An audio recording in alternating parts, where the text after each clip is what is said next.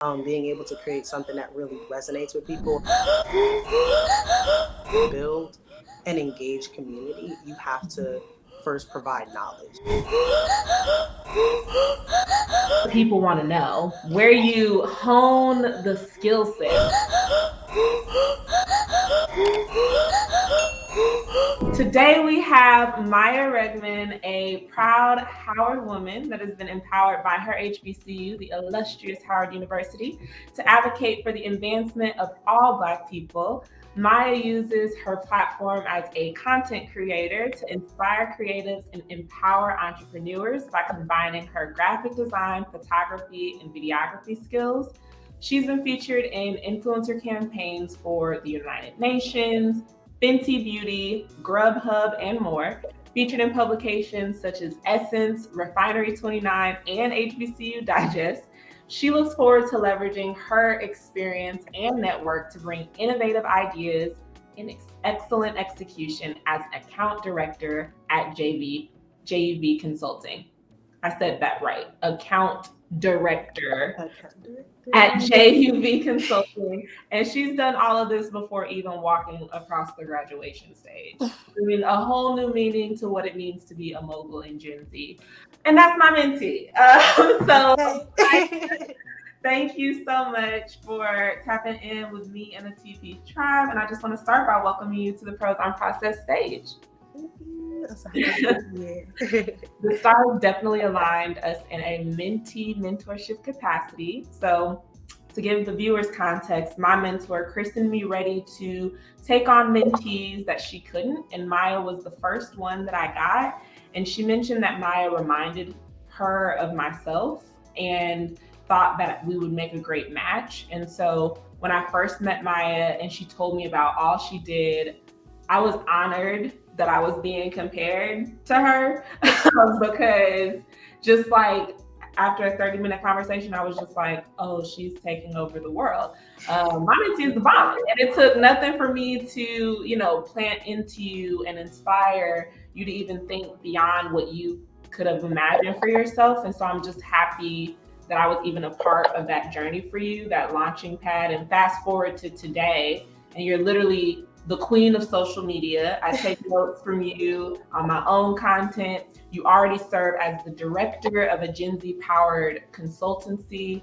And I just want you to tell us a little bit about how you found your way at Howard University in particular, starting with what you did prior to even stepping foot on campus to make a name for yourself in the digital space.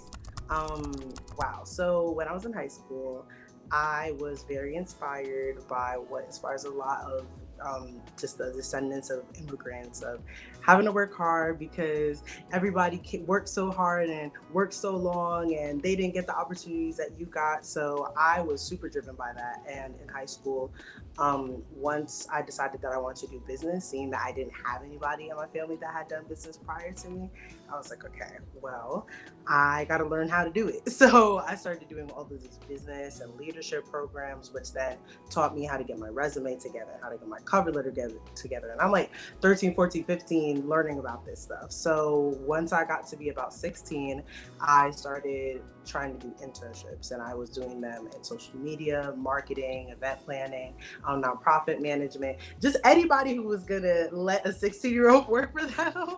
And it was a great experience. And with them, I got enough experience that I was able to join other leadership programs, like one called the Bella Abzug Leadership Institute, which was for young women. And we were trained in professionalism and also debate, which was really great. And then a Columbia Business School program that was sponsored by the National Black MBA Association, where I also was led by professionals that were just empowering me. And they were telling me, the sky's the limit. Do what you want because you can. And introducing me to other Black women in media, other Black women in consulting, just other people that I could look up to. And because of that, by the time I got to senior year and I'm trying to figure out, okay, what school do I want to go to? I narrowed it down between Howard University and another top business school because I knew that I was going to be a management major. Around that same time, I went to one of my for one of the internships that I had, I went to one of my clients' events, and that's where I met Vondell's mentor, mentor, and she super duper inspired me. She was another Afro Latina that was in business, and I was like, okay, I need to get your opinion. Should I go to Howard or should I go to this other university? And she was like, honestly, I don't know about this other university, but I have a great mentee named Vondell. And Vondell, I got in touch with her, and she gave me the lowdown about Howard. She told me what the great things that she did, but she was like, you know what? Honestly, let me put you in touch with one more person, and who's probably going to give you a better understanding because he's on campus right now. He's undergrad, and that was Roosevelt Augustine. And I did not. Yes. That's crazy. And that's how you started it. Oh, but I just knew that I was on the phone with him for like over an hour, and he was telling me about all of the experiential marketing that they were doing at Howard, and all the case studies, and all of the ways that students can be leaders on and off campus. And I was like, so I'm going to Howard. Like, it's like, what else did I need to know, really? And it was so shocking to like really have that be the thing that changed me, because in that moment I said, why can't everybody have conversations like this with students? From there, I got introduced to a lot of people that were in Greek life and student councils and leadership academies, like the Freshman Leadership Academy that you and I are both in, and just all of these different organizations on Howard's campus, where I was like, whoa, this is cool. This makes me motivated. This makes me exciting. And especially because as a senior, you know, senioritis is, you aren't thinking about anything but college, but not in the way of how can I start to immerse myself in that community.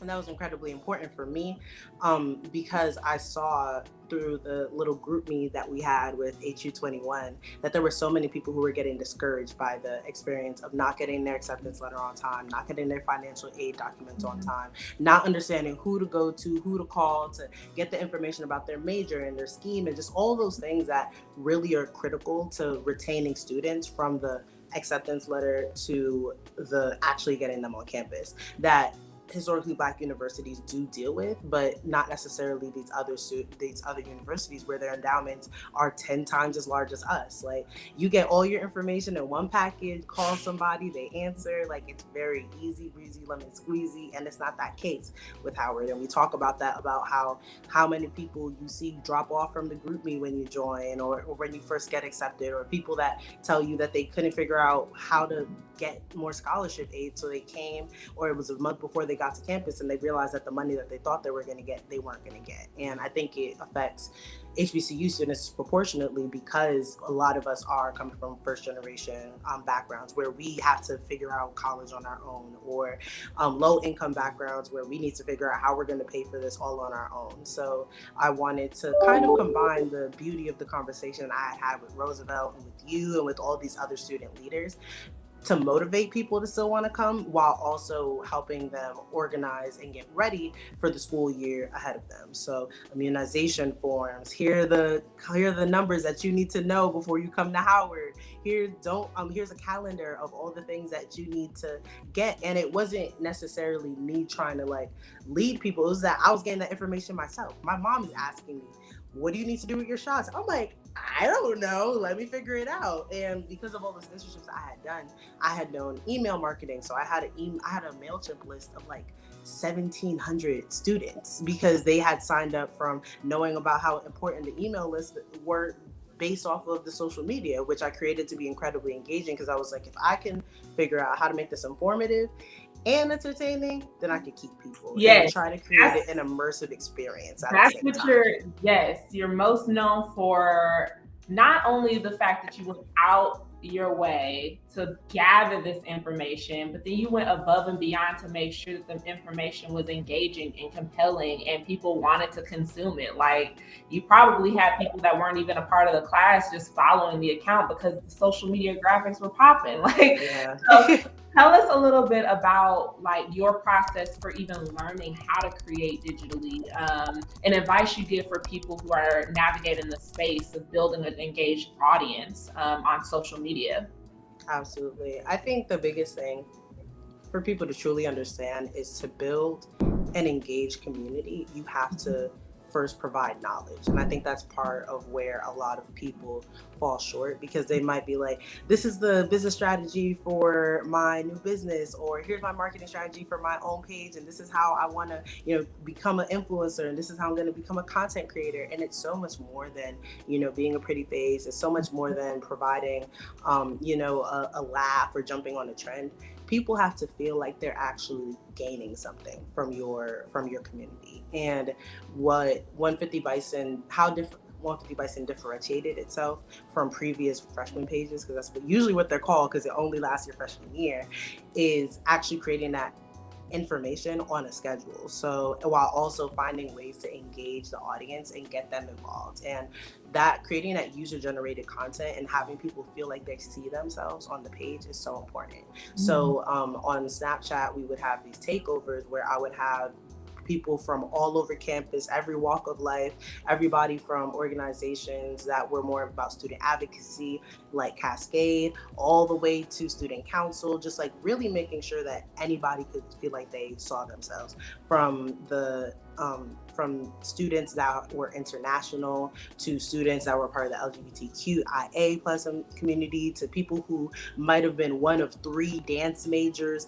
in the class. Like, everybody had an opportunity to get a student that looked like them or represented them in some way or resonated with them in some way to take over that Snapchat beforehand. And that was based off of me figuring out and seeing who was in the community, who were the followers on the page. Okay, I see there's a lot of people who like spoken word, so let me see if I can ask around, because I was in everybody's phone. Everybody at HU19, I was in their phone. I was like, hey, do you know somebody who does videography? Do you know somebody who does photography? Or I noticed that we have people who, they're small business owners. Are there any small business owners that can take over the page? Just trying to make sure that people not only saw Howard as a place to learn, but also just a place to really grow themselves and develop themselves. Because that's what I was so inspired by. When I was on the phone with Roosevelt, he was a sophomore, and he's talking about how he just did campaigns with one of the largest car companies in the world. And I'm like, you're 2 years older than me? And it's things like that at Howard that truly inspire you to get involved and see what are the other opportunities for you to immerse yourself in leadership. Definitely. And I think, okay, so knowing kind of how to position your content as a resource is one thing, but then making that content beautiful and flexing your skill set on content creation is another thing, right? So I guess the people want to know where you hone the skill set, right? Are there certain people you follow to keep your skills fresh? For a lot of people now, it's you. Somebody's like, oh, how do you create compelling pieces on Instagram, or how do you make your reels pop? Who do you go to? People are like, oh, I follow Maia, right? But who is that for you? And how did you kind of master your skill sets early on? And kind of, I guess, what do you use to keep them sharp? Yeah, and that's a great question. And it feels full circle, because it's like, oh my gosh, Maia's grown now. But a lot of the people that I used to ask are people that I now call my mentors. So Cassidy Dixon, who's also my big and Alpha Kappa Psi professional business fraternity, she was somebody that inspired me so much as a creative. She had, when I first reached out to her, I think it was her sophomore year too, and I believe at that point she had already produced a commercial for McDonald's, and it was highlighting Black women, and it was something that had been in festivals, and I'm like, an Essence Festival, and I'm like, how are you doing all of this? And she had a YouTube, and she would do dorm tours, and she was just so calming and inviting and engaging. But then also what I loved about her was that she would teach you how to do it too. She would teach you how to do graphics and flyers and videos and video editing. And I was like, wow, I know that I want to do that when I get to Howard. And I know for me, I have been creative in so many other ways aside from visual arts, because it was more, and I feel like it's more encouraged, quote unquote, in the Black community. So I was all up in music. So I was in choir, and I was in chorus, and I was in every variation of that. And I was always singing around the house, and I had a trumpet, and I taught myself guitar, and I taught myself piano. And those were the ways that I was creative.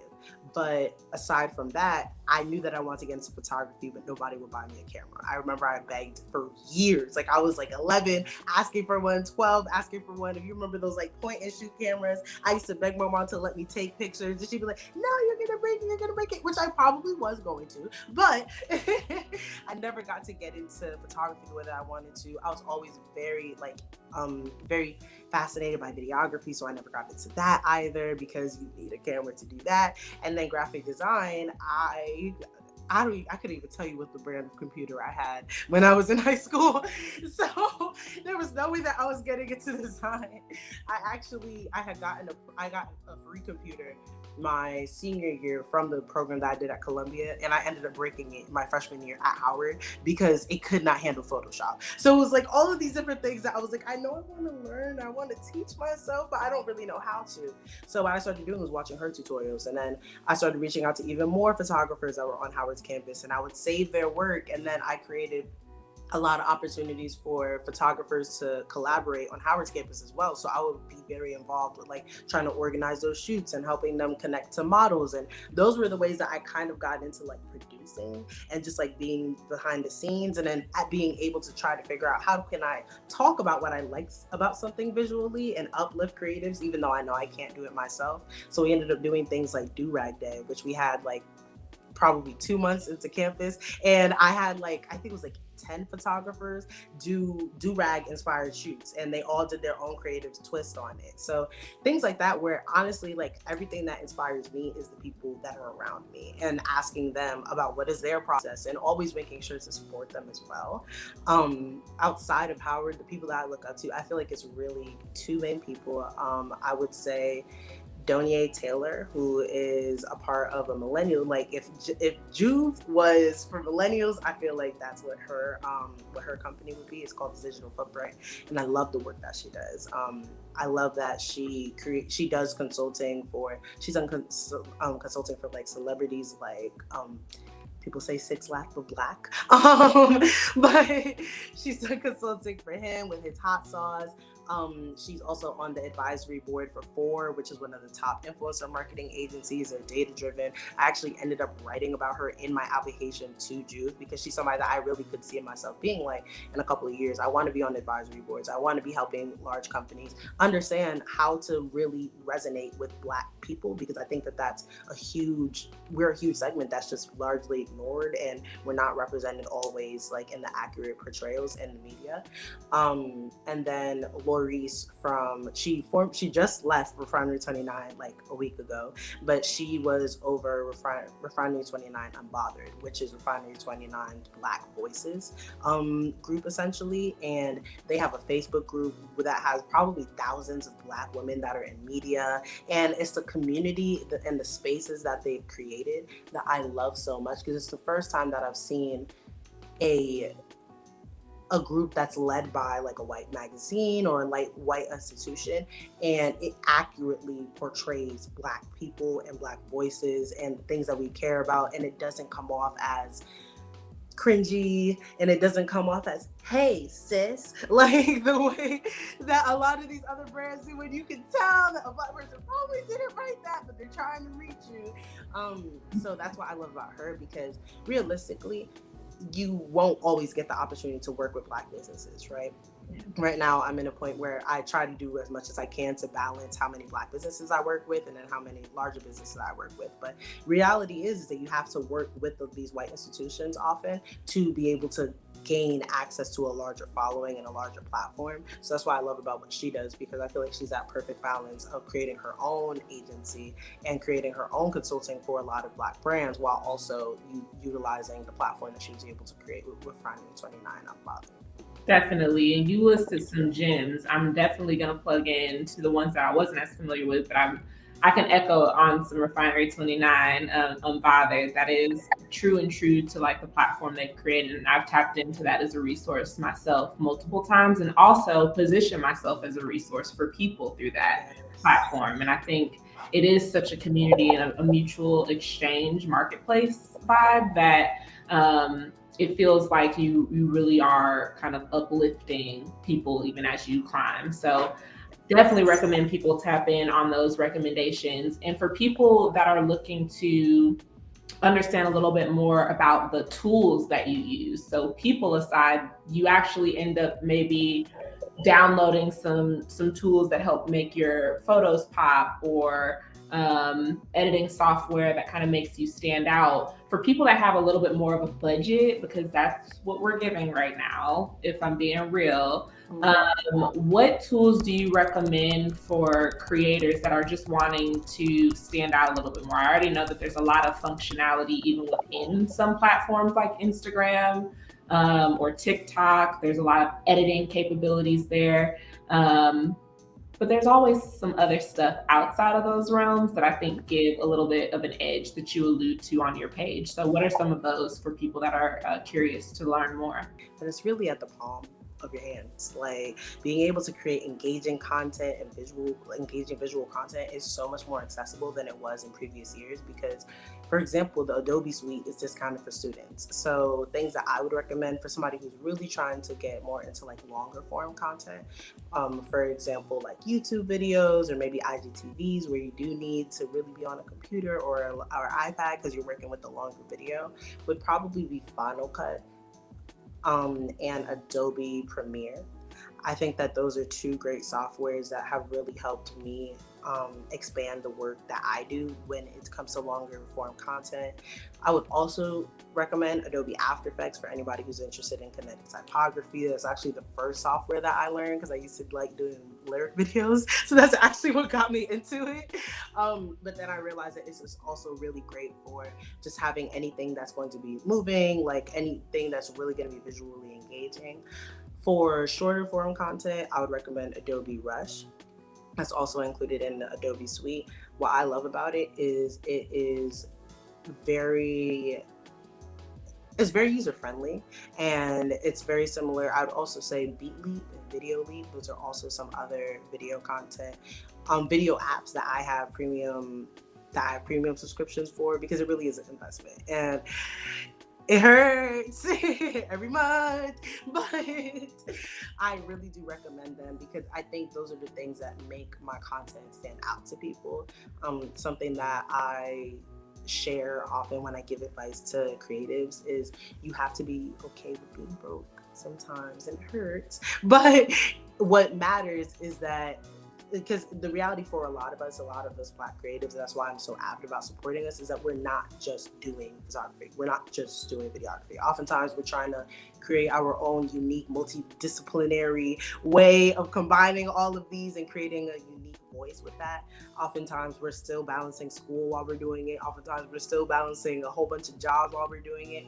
So you're not going to be able to do every post that you want to do. You might start out saying, I want to post two to three times on my feed, and I want to do 5 to 8 posts on my story. And when you have just the basics of, just general, like the Instagram editing that you could do in the app, you're not able to really create that content that's actually going to resonate with your audience like that. Being able to create something that really resonates with people and they can remember, like, wow, I love that pose, I love that coloring, I love the details, like, ooh, the detail, it's the fit for me. Like, all of those details are things that you really have to put time into. So you owe it to yourself to invest in the proper software and technology that you're going to need to really be able to create the content that you know is going to really stick with the audience. That makes sense. And I think content creation is one thing. Then you have to have a tool potentially to manage it all, right? Like, after you've created 10 videos, 10 photos, and some graphics, what is the process for publishing and, like, getting ahead of a calendar and, just not letting it overwhelm you? Because I think a lot of people struggle with trying to be timely with their content. And the best kept secret is creating content that could be just automated and, like, publishing and pushing out on its own. So what's some advice that you have for people that are looking to kind of take a little bit more ownership of their calendar, but still be present on social media in a timely way? Yeah, and it's something that all of us struggle with. I know that my most recent answer would be that I just hired an assistant yesterday. So very excited about that. Shout out to Javoni. love her already. She's gonna start this Friday. That's how I am not only starting with investing in myself, because self-care is incredibly important. I think that's one of the main things that I took from the program that I did with you, of just really realizing I only have 24 hours in a day. That's it.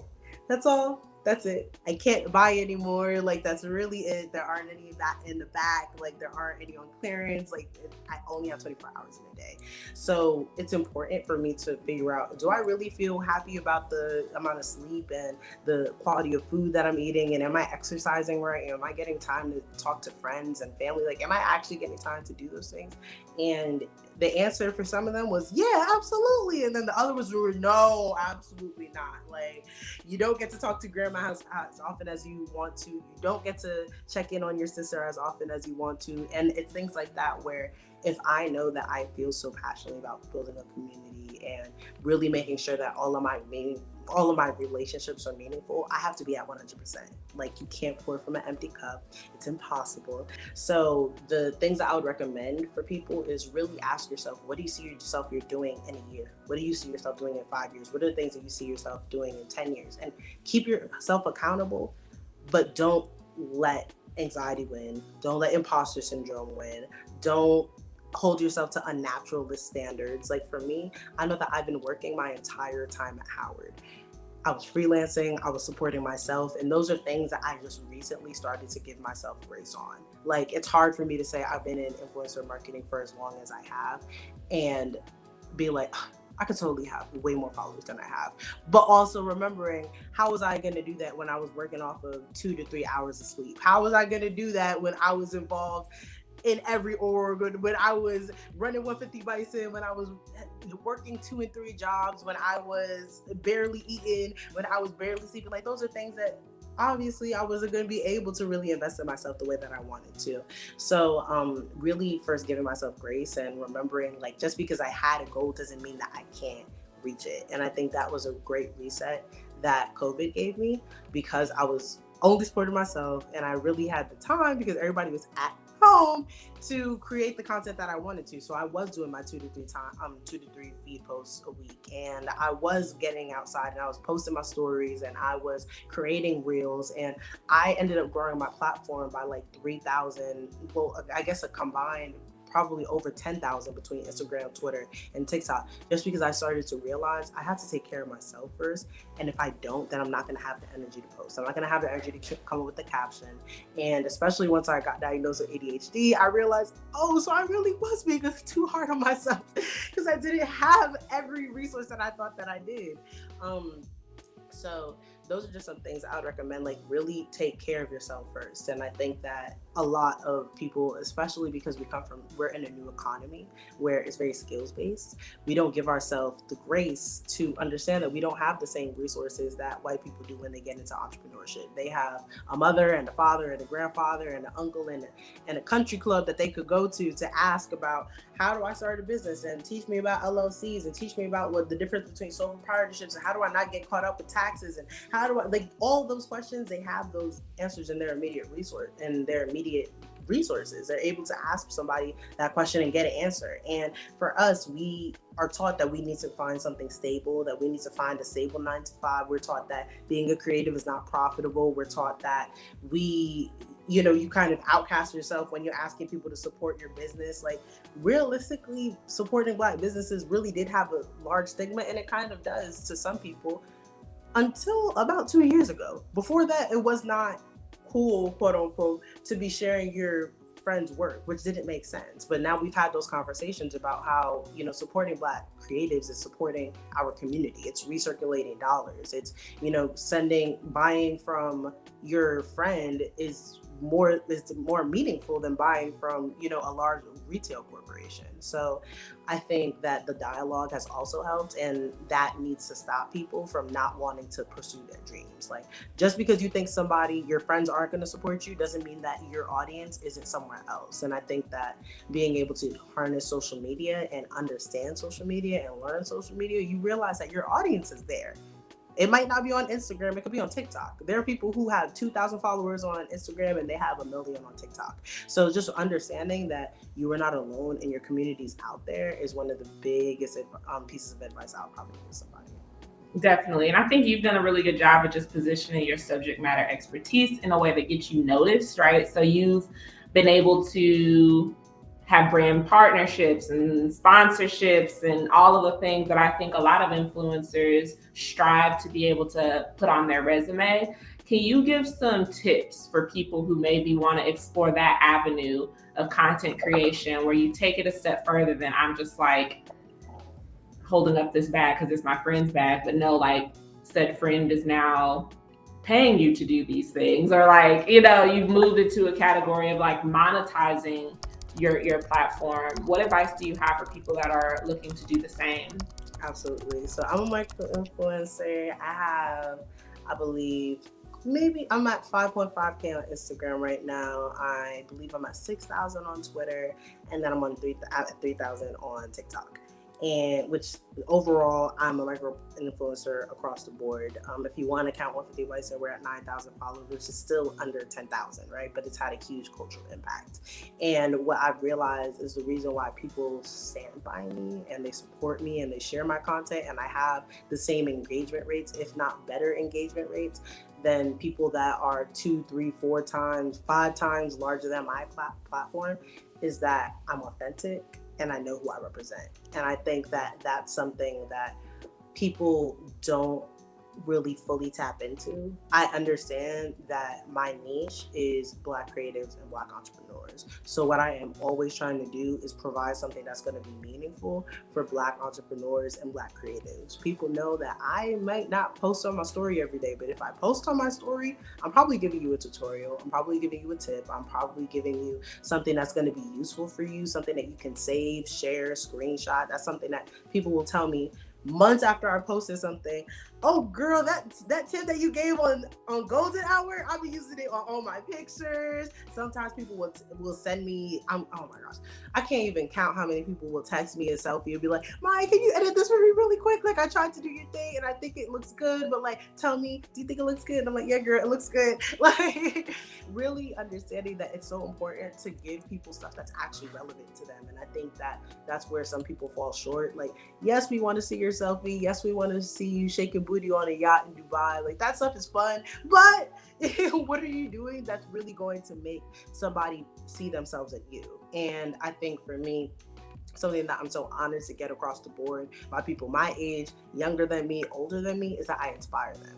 And I inspire them because I do a lot of things that are truly connected to my mission. And I think that once somebody gets to know every part of themselves and why they are the way that they are and what do they want to do in the future and how do they want to create pathways for the next person, then it's a lot easier for people to invest in you, and people see your wins as their wins. So for me, getting to work with GoDaddy, for example, I think was my largest paid opportunity or paid partnership. This was in the middle of the pandemic. Or, I mean, nothing's in the middle of the pandemic anymore. The beginning of the pandemic. And everybody was like, oh my God, Maia, you got GoDaddy. So people knew not to be in the comments like, okay, bag, okay. But like, people were in my DMs like, okay, bag, I see it. But it wasn't anything that seemed crazy because it was something that was authentic for me. Like, I was talking about in the caption, talking about how I was working with entrepreneurs to help them with their websites and help them understand how do they harness social media in this new unknown of we're all at home, and how do you still connect with your audience. And those were things that I genuinely was doing in the DC area, and people knew that I was doing it because I would post about me going to Fish Scale, which is a local fish restaurant in the DMV that's been supporting me and Howard students for years now. I was posting about going to Here's the Scoop, which is an ice cream shop that had just opened, and they were raising money for Howard students. So I had made a free commercial for them. So people knew what I was talking about in the caption, I actually was doing. And I think that there aren't enough content creators and influencers that get the numbers and the engagement that they want, because it's great for you to post your cute outfit, but what informed that? Like, if you gave me 3 sentences about I'm wearing this outfit because this is what my inner child would have loved to be able want to wear. Like, or if you would have posted about, for example, for me, I did, for a period of time, I was doing recreations because I knew that it was a great time for nostalgia. It was the beginning, it was like, nothing was the middle of the pandemic, but it was sometime within the first couple of months where I was recreating looks for example, like Janet Jackson from Poetic Justice.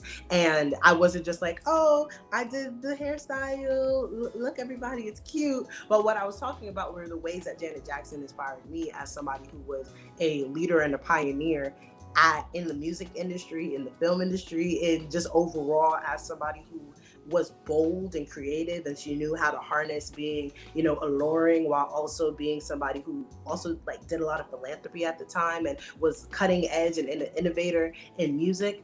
All those things that I just mentioned are going to resonate with somebody. Even if you're not a dancer, you might love her music, or even if you didn't like her music, you loved her in Poetic Justice. And it's talking about every part of what you resonate with somebody helps your audience also resonate with you. A lot of these influencers, when we first started the whole history of blogging, and Kim Kardashian was had the most followers on the platform, it was because people just wanted to see something engaging. But we're in a different era of social media and marketing now. People want to connect. People want to feel represented. People want to see themselves in you. So if you know how to talk about yourself, then it's a lot easier for somebody to connect with you.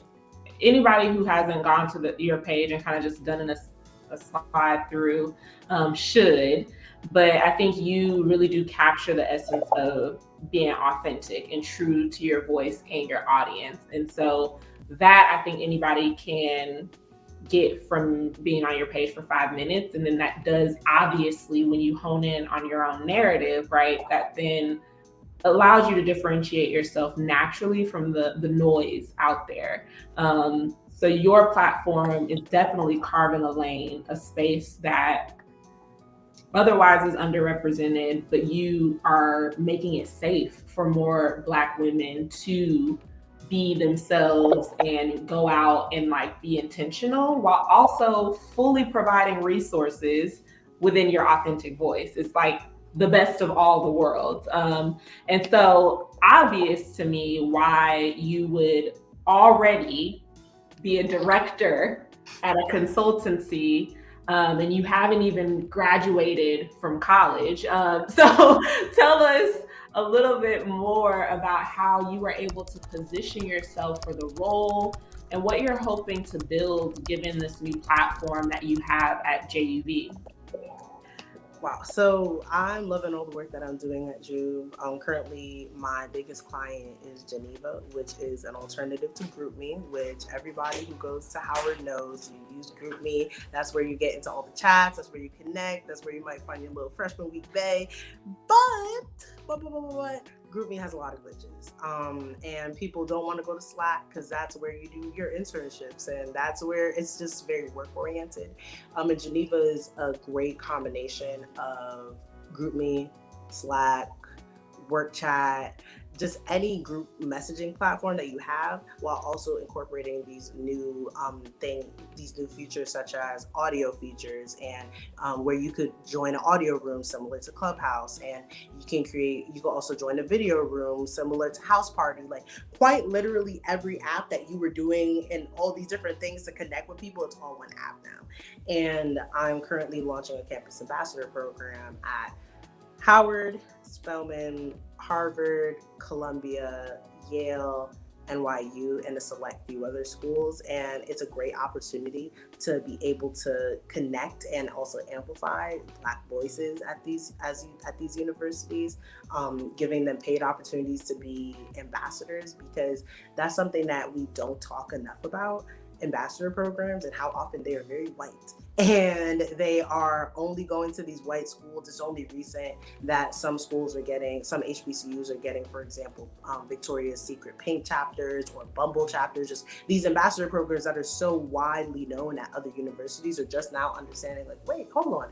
Howard has something to say, and Spelman has something to say, and NCAT, and all go on, so on and so forth. So that's my opportunity to be able to empower Black voices, something that I'm creating soon, as I'm also a social media strategist and an ambassador for Event Noir, which is essentially an events platform for Black events, Black causes, and what differentiates it is that it's a ticketing platform that actually reinvests in the Black organizers in the Black event spaces that they are held on.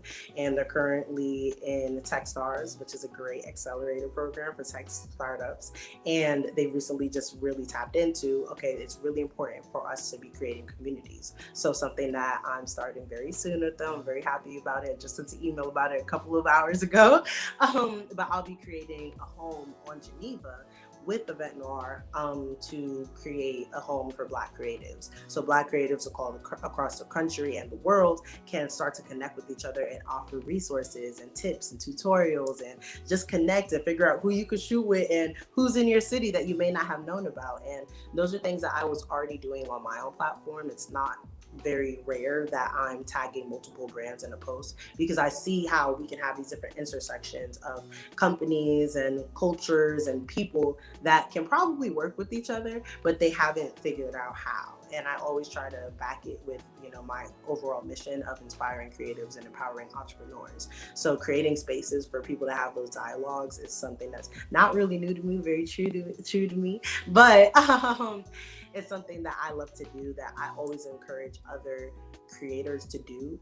Figure out how you can talk about what you care about, but also bring other people forward with that. Very much so, lift as you climb, and figuring out how can you amplify the voices that really supported you. Because I know for me, I wouldn't be a micro influencer if I didn't have people to influence. So if I didn't have those likes and those comments and those shares, I would not have the data to actually talk and amplify my platform. So I'm always making sure, how can I make sure that I'm speaking on behalf of the people that support my content? Definitely, that makes sense. And for the people that want to know, how do they follow you and stay in the loop of all of that content that you are constantly popping out? You can follow me on Instagram, Twitter, and TikTok at Maia_Melanin, MAIA_Melanin. I'm always open to partnerships with other creators. If you are a Black-owned business, you can always send me your product. If you are a women-owned business, you can always send me your product. BIPOC, everybody who's a minority, send me your product. Like, we can talk. I just make sure that I'm empowering the people that are around me and the people that support me. So even down to these click clackers, a nail. This is from Art Vibe Nails, a woman who all the way from New Hampshire that's been supporting me and supporting my content. And she just asked me one day, like, can I just create nails for you? And I'm like, yes, please do. I really appreciate it. And this is somebody who's been commenting on my page for months now, and she custom created these nails for the event that I had for Geneva, which is our Geneva blue. So I got a whole lot of blue in these. So it's things like that, figuring out how can I, combine all my good people so that when I look good, we all look good. So yeah, you can always see the looks that I create, the little kikis that I put on Twitter, and then me dropping on the little trends on TikTok at Maia_. Amazing. Well, this has been incredible, Maya. I am so honored to even be able to continue to be a resource for you, but also to be fed by you. That's the best sort of mentor-mentee relationship that anyone can ask for. I've consistently floored by everything that you do. Never surprised, but always floored. Thank you for demystifying parts of your creative process. And thank you all for tuning into Pros on Process. Pros on Process will continue to pull back the curtain on obscure aspects of the creative process. To the TP tribe, if there are other questions you wish we would have been able to cover during our time together, make sure to take a moment to leave us a comment, and we'll be sure to try and get a pro to tackle their process as it pertains to your inquiry. In the meantime, subscribe to the channel to stay in the loop and give this video a thumbs up to let us know to keep them coming. See you guys next time.